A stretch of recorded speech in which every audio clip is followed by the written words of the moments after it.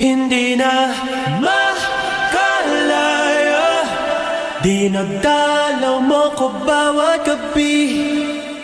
Wala mang nakikita, haplos mo'y ramdam pa rin sa dilim ng damdamin ko.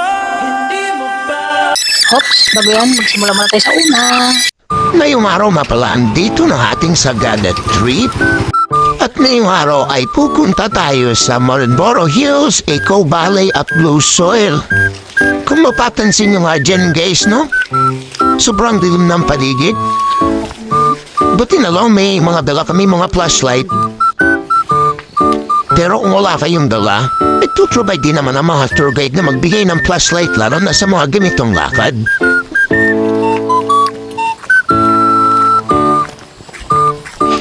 Legit nga pala yung kaba ko dyan guys dahil nasa isip ko baka biglang may magpapitang aswang sa dahan. Yun.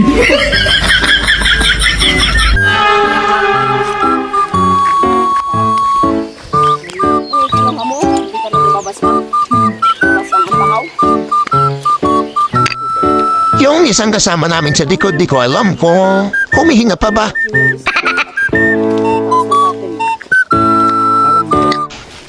Habotin daw pala yung hiking ng 2 to 3 hours. Depende pala yun sa bilis niya na maglakad. At hindi pa nga daw kasama yung pabalik dyan mamaya. Mukhang kinakabahan na ako, mukhang bitan na ako malalagutan ng hinina.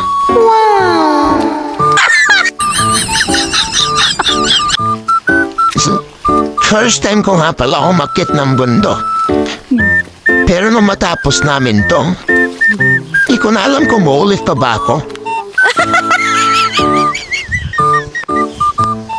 The day before neto is galing na pala kami sa tourism office para mag-register at magbayad na environmental fee at nakahanap na rin kami ng travel agency. Kasi nga halos lahat na mga pasyalan dito sa Sagada is kailangan talaga ng tour guide.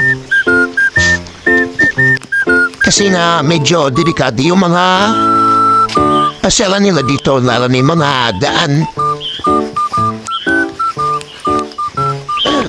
Medyo nakakalahati na nga namin sa part na to. At medyo, ayun, medyo mafag talaga siya. Malapit na tayo sa katotohanan, guys. Nakit na nga namin yung pass, guys. After 1.5 hours, sabi ng tour guide namin, mabilis daw kami. Kumpara sa mga nauna sa amin kahapon. Is finally, sulit ang pagod. Magante pa kami ng ilang minuto dyan, guys, or half hour. Hihintayin kasi namin lumabas yung sunset dyan at para magpakita din yung heavenly clouds. Sea of clouds in Sagada. Unti-unti na nga siyang lumalabas guys at nagpapakita na nga yung hari-araw natin. Makalaya, dinadalaw mo ko bawat gabi. Wala. At ayan na nga guys, napaganda. Sulit yung akyat kahit pagod. Kahit napigtas na yung hininga ko guys. Sulit ang ganda talaga guys. Ano pang inaantay nyo? Magsagada na din kayo.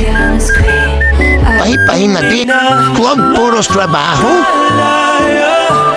Dinadalaw mo ko bawat gabi. Wala mang. So paano guys? See you next in my video. Kung paano kami pupunta ng Blue Soil pababa mula dito. Nang damdamin ko.